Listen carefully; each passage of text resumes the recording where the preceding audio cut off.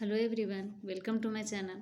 तो आज हम लेकर के आए हैं संसाधन एवं विकास चैप्टर से महत्वपूर्ण क्वेश्चन। संसाधन एवं विकास चैप्टर को मैंने अपलोड कर दिया है टॉपिक वाइज, और उसी टॉपिक से हम महत्वपूर्ण क्वेश्चन को लेकर के आए हैं 10th बोर्ड को ध्यान में रखते हुए। क्लास 10 का हिस्ट्री सब्जेक्ट से चैप्टर 2 है संसाधन एवं विकास। तो आइए देखते हैं संसाधन एवं विकास से जो महत्वपूर्ण क्वेश्चन है, जो एग्जाम में क्वेश्चन बनते हैं बोर्ड एग्जाम में, तो उसके तैयारी के लिए, खास करके बोर्ड एग्जाम की तैयारी के लिए इस वीडियो को हम लेकर के आए हैं। तो संसाधन एवं विकास से देखते हैं। आज का पहला क्वेश्चन है, बहुवैकल्पिक प्रश्न में है।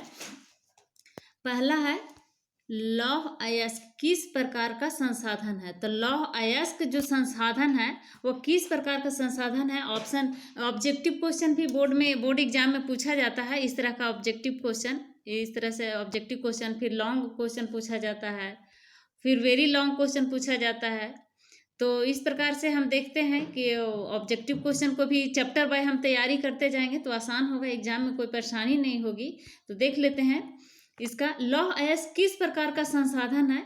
तो लौह अयस्क ऑप्शन दिया हुआ है, नवीकरण योग्य है, प्रवाह है, जैव है और अनवीकरण है। तो अनवीकरण योग्य होगा।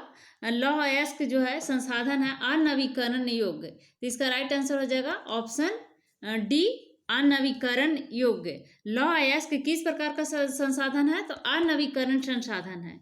नेक्स्ट क्वेश्चन है, ज्वारीय ऊर्जा निम्नलिखित में से किस प्रकार का संसाधन है? ज्वारीय ऊर्जा के बारे में बोल रहा है कि किस प्रकार का संसाधन है ज्वारीय ऊर्जा। तो ऑप्शन देख लेते हैं। ऑप्शन में है पुनः पूर्ति योग्य और अजैव, मानवकृत, अचक्रीय। तो ज्वारीय ऊर्जा जो है, पूछ रहा क्वेश्चन में कि ज्वारीय ऊर्जा निम्नलिखित में से किस प्रकार का संसाधन है? पूर्ति योग्य है या फिर अजैव है? तो ज्वारीय ऊर्जा जो है पूर्ति योग्य संसाधन है। ऑप्शन ए हो जाएगा इसका राइट आंसर, पुनः पूर्ति योग्य। दोबारा इसको ज्वारीय ऊर्जा को पुनः प्राप्त कर सकते हैं, तो पुनः पूर्ति योग्य ऊर्जा है। नेक्स्ट क्वेश्चन है, पंजाब में भूमि निम्नीकरण का निम्नलिखित में से मुख्य कारण क्या है? पंजाब में भूमि निम्नीकरण का क्या कारण है?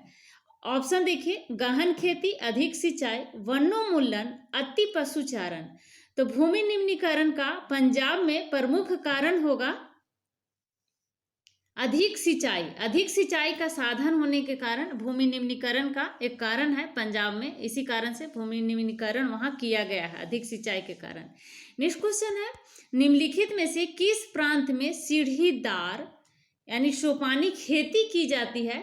तो सीढ़ीदार खेती पहाड़ी क्षेत्रों में की जाती है। ढलान जिस जगह पर जो है पानी नहीं रुकता है उस जगह पर सीढ़ीदार खेती किया जाता है, पानी को रोकने के लिए। तो पानी को रोक करके सीढ़ीदार खेती बना करके वहाँ पर खेती किया जाता है, जमीन को सीढ़ीदार बना करके वहाँ पर खेती की जाती है। तो निम्नलिखित में से किस प्रांत में सीढ़ीदार सोपानी खेती की जाती है? पंजाब, उत्तर प्रदेश के मैदान, हरियाणा या फिर उत्तरांचल। तो ये उत्तरांचल में होना चाहिए। देख लेते हैं आंसर एक बार। हाँ, उत्तरांचल, 4 का घ, उत्तरांचल। उत्तरांचल पहाड़ी एरिया है, तो वहाँ पर पानी को रोकने के लिए सीढ़ीदार खेती की जाती है, तो उत्तरांचल हो जाएगा इसका राइट आंसर। नेक्स्ट क्वेश्चन है, इनमें से किस राज्य में काली मृदा पाई जाती है? मैंने मृदा के बारे में दूसरे वीडियो में अपलोड किया है, डिटेल में पढ़ाया है। सारे प्रकार के मृदा, जितने भी प्रकार के मृदा भारत में पाई जाती है, सारे मृदा के बारे में डिटेल में मैंने वीडियो को अपलोड किया है, तो आप जाकर के वहाँ देख सकते हैं। और उसी चैप्टर से हम क्वेश्चन को लेकर के आए हैं। तो काली मृदा पाई जाती है किस राज्य में? ऑप्शन है जम्मू और कश्मीर, राजस्थान, गुजरात और झारखंड। तो 4 ऑप्शन दिया हुआ है, चारों ऑप्शन में झारखंड इसका राइट आंसर हो जाएगा, क्योंकि जम्मू कश्मीर में काली मृदा नहीं है, गुजरात, राजस्थान, झारखंड में काली मृदा। ये जो चारों ऑप्शन दिया है उसमें झारखंड जो है, झारखंड के कुछ पार्ट में काली मृदा पाई जाती है, तो इसका राइट आंसर हो जाएगा ऑप्शन घ। नेक्स्ट क्वेश्चन है, निम्नलिखित प्रश्नों को उत्तर लगभग 300 शब्दों में दीजिए। लॉन्ग क्वेश्चन आंसर भी बोर्ड में पूछा जाता है। सॉरी, 300 नहीं, 30 30 शब्दों में दीजिए। निम्नलिखित प्रश्नों के उत्तर लगभग 30 शब्दों में दीजिए। क्वेश्चन है, 3 राज्यों के नाम बताएं जहां काली मृदा पाई जाती है। तो 3 राज्य का नाम बताइए जहां काली मृदा पाई जाती है। जैसे गुजरात में काली मृदा पाया जाता है, और काली मृदा जो है कपास की खेती के लिए बहुत ही महत्वपूर्ण होता है। तो बोल रहा है 3 राज्यों के नाम बताइए जहां काली मृदा पाई जाती है। इस पर मुख्य रूप से कौन सी फसल उगाई जाती है, यानी काली मृदा में मुख्य रूप से कौन सी फसल उगाई जाती है। तो काली मृदा को कपास का मृदा भी कहा जाता है। मुख्य रूप से कपास इसमें उगाई जाती है। तो आगे देख लेते हैं आंसर। इसका आंसर है, काली मृदा का रंग काला होता है और इसका यही पहचान है, देखने में काला दिखेगा। तो काली मृदा का रंग जो है काला होता है और इसे रेंगूर मृदा भी कहा जाता है। काली मृदा का और नाम है रेंगूर मृदा। रेंगूर मृदा के नाम से भी काली मृदा को जाना जाता है। ये लावाजनक शैलों से बनती है। काली मृदा जो है लावाजनक शैल से बनती है और ये मृदाएं महाराष्ट्र, सौराष्ट्र, मालवा, मध्य प्रदेश और छत्तीसगढ़ के पठार पर पाई जाती है। तो काली मृदा कपास की खेती के लिए उचित समझी जाती है। इसे काली कपास मृदा के नाम से भी जाना जाता है। तो काली कपास मृदा के नाम से जाना जाता है क्योंकि कपास की खेती के लिए बहुत ही महत्वपूर्ण होता है काली मृदा, जिसको रेंगूर मृदा भी कहा जाता है। इसीलिए इसको कपास मृदा भी कहा जाता है। तो यह मृदा जो है मुख्य रूप से महाराष्ट्र, सौराष्ट्र, मालवा, मध्य प्रदेश और छत्तीसगढ़ के पठार पर पाई जाती है काली मृदा। तो मृदा के बारे में आप उस वीडियो में जा करके देखिए, हमने अपलोड किया है सारे मृदा, रेंगूर, जलोढ़, काली, सभी प्रकार की मृदा के बारे में, मरुस्थलीय मृदा, उस वीडियो में हमने अपलोड किया है डिटेल में। नेक्स्ट क्वेश्चन है, पूर्वी तट के नदी डेल्टाओं पर किस प्रकार की मृदा पाई जाती है। इस प्रकार की मृदा की 3 प्रमुख विशेषताएं क्या है। पूर्वी तट के नदी डेल्टाओं पर किस प्रकार की मृदा पाई जाती है। नदी डेल्टा पर, तो डेल्टा किसको कहते हैं, नदी द्वारा जो बहा करके मिट्टियां लाई जाती है, बालू कंकड़, और एक स्थान पर जब वो जमा हो जाता है, मैदान सा बन जाता है, तो उसको डेल्टा कहते हैं। तो पूर्वी तट के नदी डेल्टा पर किस प्रकार की मृदा पाई जाती है। इस प्रकार की मृदा की 3 मुख्य विशेषता क्या है। 3 मुख्य विशेषता का पूछ रहा है कि 3 मुख्य विशेषता बताइए। तो आंसर इसका है, पूर्वी तट के नदी डेल्टाओं पर जलोढ़ मृदा पाई जाती है। पूर्वी तट के जो जल द्वारा बहा करके जो मिट्टी लाई जाती है उसको जलोढ़ मृदा कहते हैं। उसी को तो डेल्टाओं पर, पूर्वी तट के नदी डेल्टा पर जलोढ़ मृदा पाई जाती है और ये बहुत ही उपजाऊ होता है। सभी प्रकार के फसल के लिए जलोढ़ मृदा बहुत ही अच्छा माना जाता है और बहुत ही उपजाऊ होता है जलोढ़ मृदा। इस जलोढ़ मृदा की मुख्य विशेषताएं निम्नलिखित है।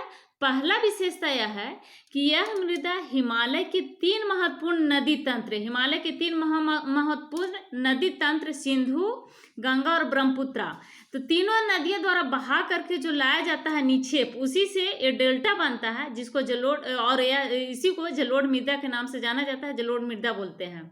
तो इसका विशेषता है कि यह मृदा हिमालय के 3 महत्वपूर्ण नदी तंत्र सिंधु, गंगा और ब्रह्मपुत्रा नदियों द्वारा लाए गए निक्षेपों से बनी है। और दूसरा विशेषता है कि जलोढ़ मृदा में रेत, सिल्ट और मृत्तिका के विभिन्न अनुपात पाए जाते हैं। जैसे जैसे हम नदी के मुहाने से घाटी में ऊपर की ओर जाते हैं, मृदा के कणों का आकार बढ़ता जाता है।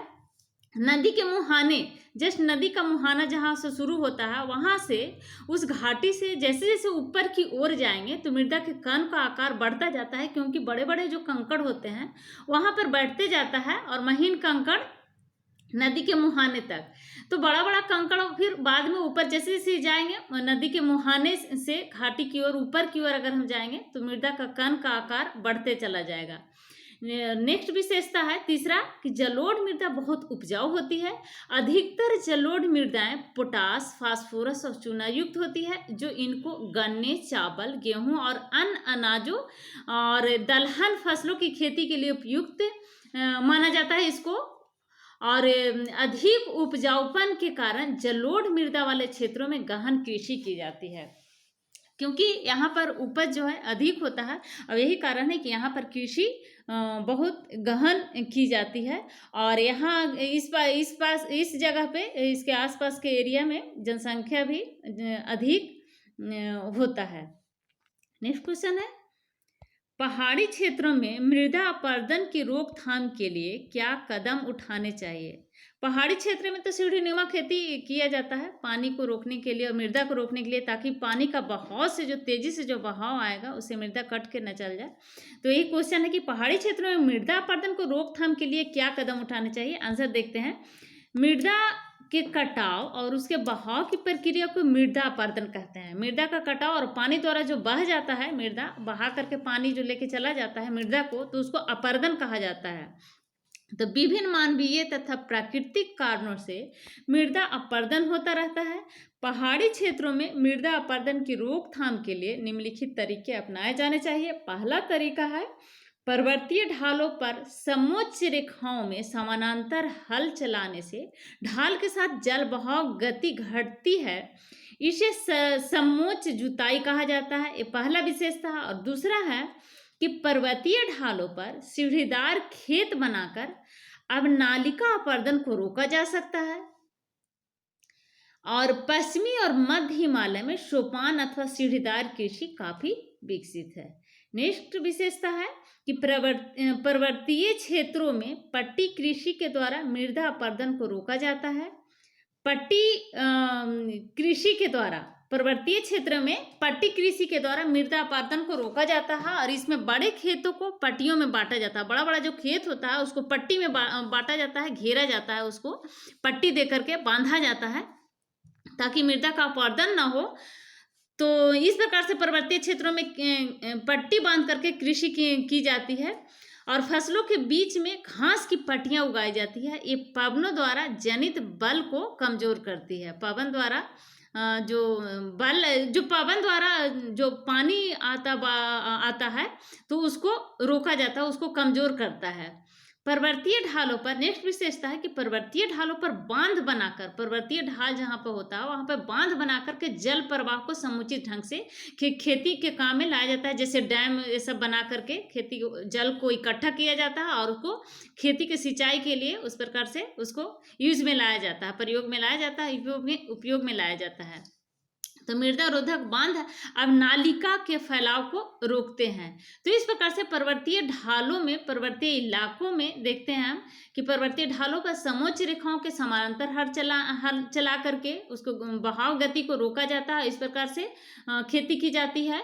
और दूसरी बात है कि सीढ़ीदार खेती बना करके अब नालिका अपरदन को रोका जाता है। और इस प्रकार से सीढ़ीदार कृषि काफी विकसित भी होती है।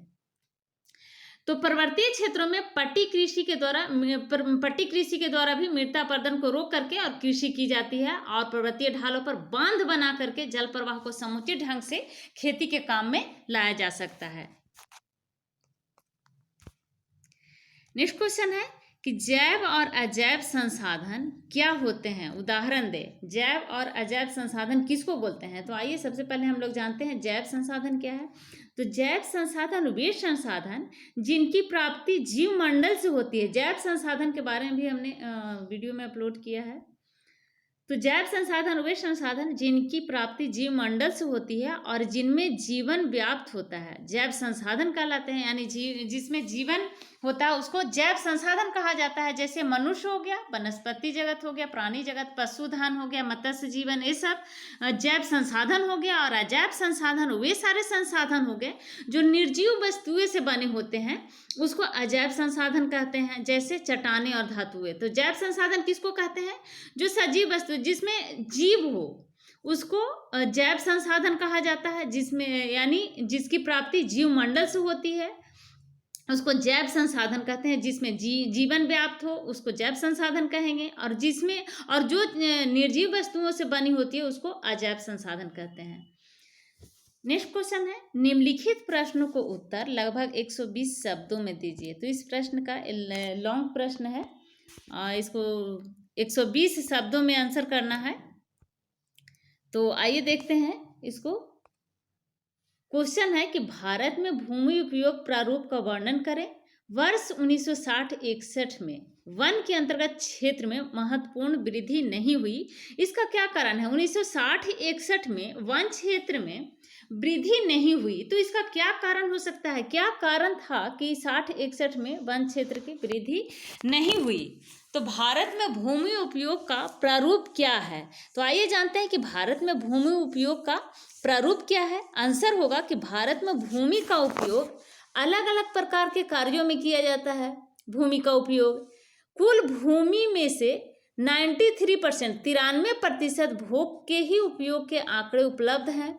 कुल प्राप्त भूमि में से 46.6% भूमि शुद्ध बोए गए क्षेत्र के अंतर्गत आती है। जितना भूमि है उसमें से 46.6% भूमि शुद्ध बोए गए क्षेत्र के अंतर्गत आते हैं और 93% भाग के ही उपयोग के आंकड़े हैं। 93% भाग में ही इसको उपयोग में लाया जाता है। भूमि का जितना भूमि है उसको 93% और 46% ही भूमि शुद्ध बोए गए क्षेत्र के अंतर्गत आती है। तो 22.5% भूमि पर वन है। पूरा जो भूमि है उसमें से 22.5% एनसीईआरटी बुक में जो दिया हुआ है उसके आधार पर ये जो डेटा है 22.5% भूमि पर वन है और 13.8% भूमि बंजर है। 13.8% भूमि बंजर है। इसमें कोई उपज नहीं होती है, कृषि नहीं होती है और कृषि अयोग्य भूमि है। 13.8% बंजर भूमि है जिसपे कृषि नहीं होती है और 7.7% भूमि परती भूमि है। 7.7% भूमि जो है परती रह जाती है और 4.8% भूमि पर चारागाह और बागान है। तो 4.8% पर जो भूमि है 4.8% वो चारागाह और बागान के लिए हो जाता है और 4.6% बंजर भूमि है।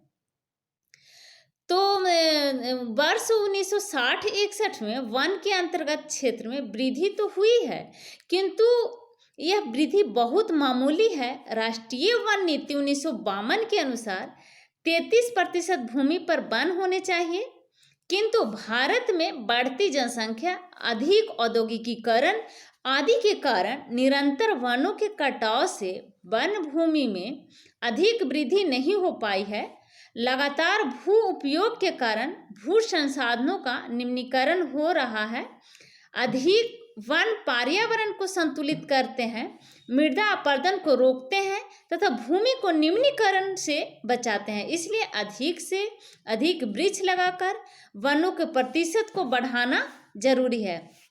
तो ये एनसीईआरटी बुक में जो दिया गया है उसके अनुसार से ये डेटा है कि 22.5% भूमि पर वन है और 13.8% भूमि बंजर है और जिसपे जो कृषि अयोग्य भूमि है और 7.7% भूमि परती रह जाती है और 4.8% भूमि चारागाह और बागान के लिए है जिसपे चारागाह होता है और बागान होता है और 4.6% बंजर भूमि है।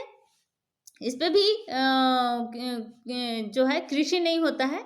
और तो वर्ष 1960-61 में वन के अंतर्गत क्वेश्चन पूछ रहा था कि 1960-61 से वन के अंतर्गत क्षेत्र में महत्वपूर्ण वृद्धि नहीं हुई, इसका क्या कारण है? तो 1960-61 से वन के अंतर्गत क्षेत्र में वृद्धि हुई है किंतु यह वृद्धि बहुत मामूली है, बहुत छोटा सा, बहुत कम है, न के बराबर। इसलिए इसमें कहा गया है कि वृद्धि नहीं हुई है क्योंकि बहुत छोटा वृद्धि हुई है, बहुत मामूली से वृद्धि हुई है।